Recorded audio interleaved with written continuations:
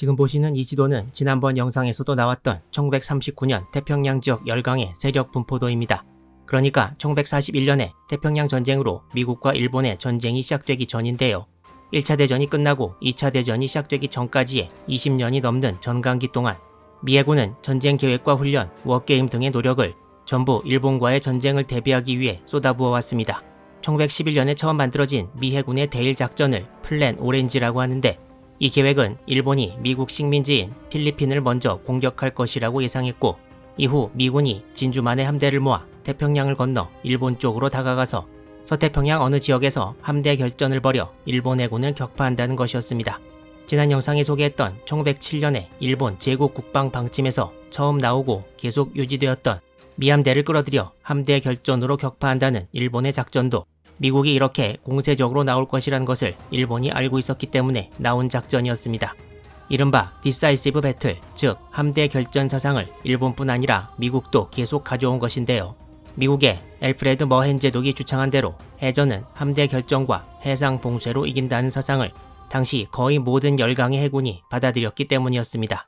하지만 미국의 이 작전은 1939년 2차 대전이 유럽에서 발발하면서 어려움에 처했는데, 1940년에 프랑스가 예상외로 빨리 무너지고 영국이 위기에 처하면서 독일 우선 격파 전략을 연합국이 채택하게 된 것이 그 이유였습니다.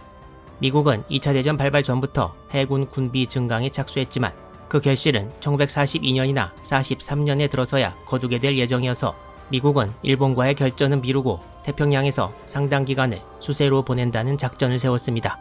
그리고 아직 항공모함과 다른 수상함들이 쏟아져 나오기 전 일본이 진주만 기습을 감행해 태평양 전쟁이 시작되었고, 미국은 1942년을 일본의 모자란 전력을 지닌 채 어떻게든 버텨야 했습니다.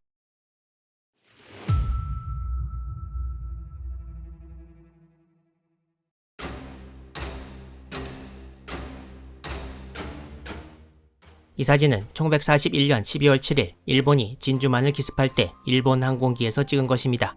이 가운데 있는 섬이 진주만 한가운데 있는 포드 아일랜드인데, 미국 함정들이 섬 근처에 여러 척 정박되어 있는 것이 보이고, 일본기가 포드 아일랜드 서쪽 상공에서 동쪽을 바라보면서 찍은 것입니다. 이곳에 물기둥이 치솟고 있는 것은 미국 전함에 일본군 어뢰가 명중한 것이고, 이 어뢰를 맞은 미 군함은 전함 웨스트 버지니아였다고 합니다. 그리고 이곳에는 빠져나가는 일본 항공기의 모습도 보입니다. 웨스트 버지니아는 급강한 폭격기로부터 폭탄 2발, 뇌격기로부터 어뢰 7발을 맞고 침몰했는데 106명의 승조원이 전사했고 1944년 7월이나 되어서야 수리를 마치고 복귀합니다. 이렇게 미 해군이 진주만에서 매우 큰 피해를 입은 것은 주지의 사실입니다. 당시 허즈번트 킴멀 해군 대장이 미 함대 전체의 지휘관 역할을 맡고 있었고, 태평양 함대의 지휘관도 동시에 맡아 진주만 방어의 최종 책임자이기도 했습니다. 진주만 기습 2일 후인 1941년 12월 9일 프랭크 녹스 해군 장관이 진주만을 방문했고, 이틀 전에 벌어진 공격으로 인한 참상에 할 말을 잃고 말았습니다. 녹스 장관은 진주만 기습 3일 전에 워싱턴에서의 어느 파티에서 태평양에서 전쟁이 언제든지 일어날 수 있는 상황이지만 미 해군은 준비가 되어 있고 절대 눈뜨고 당하는 일은 없을 것이라고 호언장담했다고 합니다. 그리고 3일 뒤에 진주만 기습이 터졌고, 녹스 장관은 개인적으로도 매우 큰 분노에 차 있는 상황이었습니다. 녹스 장관은 루즈벨트 대통령에게 진주만 기습은 아군의 준비 부족이라고 보고했고, 결국 킴멀 제독은 모든 직책에서 해임되었습니다. 진주만 기습을 못 막은 것을 전부 이 사람 책임으로 몰고 갈 수는 없지만 이미 정치적으로도 킴멀 제독을 그 자리에 그대로 놔둘 수는 없는 상황이었습니다. 킴멀은 해임과 동시에 당시 임시로 가지고 있던 해군 대장 계급에서 소장으로 다시 돌아갔고 1942년 초에 바로 전역했습니다. 1904년에 해군 사관학교를 졸업하고 37년간 이어온 킴멀의 해군에서의 커리어가 그야말로 전혀 예상치 못하게 순식간에 끝나버리고 만 것입니다. 기습 당일 킴멀 제독은 자신의 집무실에서 일본군의 공격이 이루어지는 것을 보고 있었는데, 이때 59경 총탄 하나가 날아와서 창문을 부수고 제독을 스치고 지나간 사건이 있었고, 이때 킴멀 제독은 이 총탄에 죽었으면 차라리 좋았겠다고 말했다는 기록이 있습니다. 이렇게 진주만 이후 미 함대 및 태평양 함대의 지휘관 자리가 비게 되자 미군은 해군 수뇌부에 대한 인사를 할 수밖에 없는 상황이 되었습니다. 새로 미 해군의 태평양 함대를 이끌 사령관에는 체스터 니미츠 제독이 임명되어 1941년 12월 25일 크리스마스에 진주만에 도착했습니다. 니미츠 제독은 1939년부터는 직접 함대를 지휘하지 않고 있다가 이번에 중책을 맡았는데 위기 시에도 매우 침착하고 냉정한 성격을 가지고 있는 것으로 유명했다고 합니다. 이러한 니미츠 제독의 성격은 휘하 장교들을 대할 때도 똑같았다고 하는데 일화가 하나 있습니다. 니미츠 제독이 1930년대 중반에 대령으로서 중순양함 오거스타의 함장이었는데 어느 소위에게 함을 정박시키는 임무를 맡겼다고 합니다.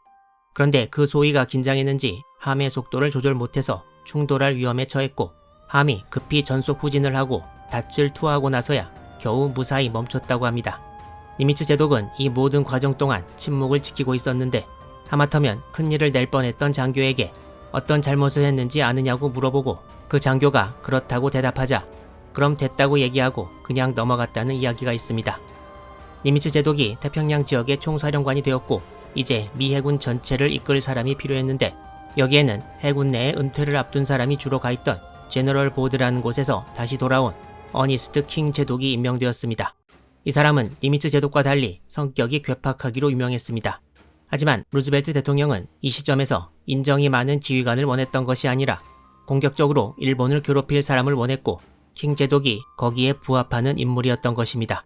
미국은 이렇게 충격적인 진주만 기습 이후 해군 수뇌부를 교체하면서 앞으로의 전쟁에서 본격적으로 일본군을 맞아 싸울 준비를 하게 됩니다. 영상 서두에서 언급한 바와 마찬가지로 1942년 한 해를 미 해군은 전력 보강의 가능성이 거의 없는 채 일본 해군에 뒤지는 전력으로 버텨야 했습니다. 진주만 기습 이후 일본군은 이 지도에 나오는 것처럼 여러 곳에서 파죽지세로 진격을 계속했고 니미츠 제독은 부임 이후 매우 불안하고 힘든 시간을 견뎌야 했습니다. 니미츠 제독은 겉으로는 항상 자기가 하던 대로 평정심을 유지하는 듯 보였으나 부인에게 보낸 편지에는 불면증과 우울증에 시달리기 시작했다는 대목이 있다고 합니다. 일본의 공세가 계속 성공을 거두는 와중에 미국은 하와이에서 호주로 통하는 항로를 일본이 막아 호주를 고립시키지 않을까 하는 걱정을 하게 됐고 1942년 1월 23일 사모아에 미군을 상륙시켜 교두보를 마련했습니다. 참고로 1942년 초 남태평양에서 뉴칼레도니아 등 도서를 연합군이 장악하고 있었습니다. 비록 태평양 전쟁 개전 당시 미군이 사용 가능한 항공모함은 3척이었고 일본에 비해 열세였지만 12월 30일에 요크타운이 태평양으로 배속되면서 중요한 항공모함 한 척이 더 늘었습니다. 비록 아직 태평양에서 항공모함 전력은 일본의 열세였지만 킹 제독과 니미츠 제독은 가만히 숨어서 전력을 보호하지 않고 태평양의 일본군에 대해 기회를 잡을 때마다 공격을 한다는데 의견이 일치했습니다. 미군은 곧 진주만 기습 2달 만인 2월 초에 중부태평양 모 지역에서 공세를 취하기로 결정했습니다. 이것은 진주만 기습 이후 많이 알려진 둘리틀 공습보다 먼저 이루어진 미국의 첫 반격이었습니다.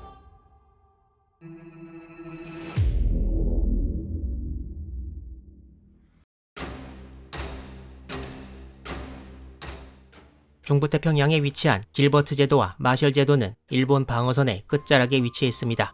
남쪽의 길버트 제도는 진주만 기습 직후 일본군이 바로 진주에 점령했고 북쪽의 마셜 제도도 이미 30년 전인 1910년대 일본에게 할양된 곳이었습니다.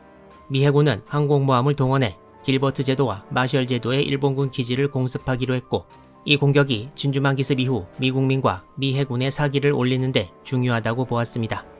하지만 이곳을 일본군이 점령하고 있다는 것만 알고 있던 미군은 이 지역에 정확히 일본군이 어느 정도 세력을 갖추고 있는지 알지는 못했습니다. 미군은 플래처 제독이 이끄는 항모 요크타운을 중심으로 한 태스크포스 17이 길버트 제도를, 홀지 제독이 이끄는 항모 엔터프라이즈를 중심으로 한 태스크포스 8이 마셜 제도를 공습하도록 했습니다. 마셜 제도와 길버트 제도를 좀 더 자세히 나타내면 위 지도와 같은데요. 항모 요크타운의 태스크포스 17이 대략 이 지점까지 1942년 2월 1일에 도착해서 북쪽의 잘루이, 남쪽의 막힌 섬을 비롯한 지역을 공습했습니다. 항모 엔터프라이즈의 태스크포스 8은 비슷한 시각 지도상의 이 지역까지 다가와서 콰자일레인 섬을 비롯한 3군데 목표물에 대한 공습을 펼쳤습니다. 요크타운에서 발진한 함재기들은 돈틀리스 폭격기와 폭탄을 실은 데버스테이터 뇌격기였는데 이날 공습에서 워낙 날씨가 좋지 않았고 적당한 목표물을 발견 못해 공습은 큰 효과가 없었습니다. 하지만 북쪽의 엔터프라이즈 그룹은 요크타운 그룹보다 좀 더 운이 좋았는데요. 이 사진은 폭탄을 가득 실은 돈틀리스 폭격기가 2월 1일 아침에 마셜 제도 공습을 위해 항모 엔터프라이즈에서 이 함을 준비하는 모습이라고 합니다. 마셜 제도에서는 일부 섬에서 이렇게 일본군 활주로가 발견되기도 했고 일본군 전투기들과 미군 항공기들이 공중전을 벌이기도 했습니다. 당시 공격 대상이 된 섬들을 좀 더 자세히 나타내보면 위와 같은데요. 가장 서쪽의 콰잘린 섬에서 미군 조종사들은 많은 수의 일본 함정들을 목격했고 상공을 호위하는 전투기도 없는 것을 발견했습니다. 곧 이륙한 일본기들과 공중전이 벌어지기도 했으나 미군 폭격기들은 폭탄을 퍼부었고 이곳 수비대였던 제6 근거지대 사령부의 폭탄이 명중해 지대사령관이었던 야츠시로 스케요시 소장이 전사하기도 했습니다. 야츠시로 소장은 태평양 전쟁에서 최초로 전사한 일본군 장성이었습니다. 공격을 마친 미군 폭격기들이 귀환하고 엔터프라이즈는 퇴각을 시작했는데 이때 5기의 일본 96식 육상 공격기가 나타나 엔터프라이즈에 폭탄을 투하했으나 엔터프라이즈는 명중탄을 맞지 않고 위험 해역을 빠져나오는 데 성공했습니다. 그리고 이날 항공모함 함재기를 동원한 폭격뿐만 아니라 중순양함을 동원한 함포 사격도 이루어졌습니다. 이 사진은 중순양함 솔트레이크 시티가 함포 사격을 하는 모습인데 미군 기록에도 정확하진 않지만 2월 1일 마셜 제도 포격 당시 사진일 가능성이 높다고 합니다. 마셜 제도와 길버트 제도 공격을 마친 두 척의 미군 항공모함과 호위함들은 2월 5일에 엔터프라이즈가 6일에 요크타운이 진주만에 귀환했습니다. 세 척의 일본 함정을 격침시키고 18기의 일본기를 파괴한 홀지 제독의 태스크포스 8은 진주만에서 큰 환영을 받았고 승조원들이 갑판에 나와 모자를 흔들며 답례하기도 했습니다. 니미츠 제독은 엔터프라이즈에 직접 올라가 홀지 제독과 악수를 하고 격려했습니다. 하지만 별다른 전과를 거두지 못한 요크타운과 플래처 제독은 큰 환영을 받지 못했습니다. 미군도 여기서 14기의 항공기를 잃었지만 침체되어 있던 미군의 사기를 높이는데 충분했습니다. 마셜 제도, 길버트 제도 공격은 미국 항공모함이 역사상 첫 번째로 적에 대한 공격 작전에 나선 것으로 기록에 남게 됐습니다. 일본군은 이 전투에서 함정과 항공기 손해뿐만 아니라 야츠시로 소장을 포함해 161명이 목숨을 잃었습니다. 전사한 야츠시로 소장은 우가키 마토메 당시 연합함대 참모장의 해군병학교 동기였고 우가키 마토메의 회고록에 따르면 이 전투는 일본이 처음으로 가까운 시일 내에 본토 공습을 당할 수 있다는 사실을 인지하게 된 전투였습니다. 오늘은 진주만 기습 이후 미드웨이로 이어지는 기간의 미 해군의 상황과 수세였던 미군이 개전 2달이 채 안 되어 공세에 나서는 상황을 살펴봤습니다. 앞으로도 여러 사건들이 어떻게 미드웨이 해전으로 이어지는지 계속 기대해 주시기 바랍니다.